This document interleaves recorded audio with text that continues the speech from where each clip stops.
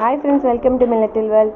என்னோடய மாடியில் வந்து ஒரு பக்கத்தில் வந்து காய்கறி தோட்டம், வீட்டுக்கு தேவையான கொஞ்சம் கொஞ்சம் காய்கறிகளும் வச்சுருக்கேன்.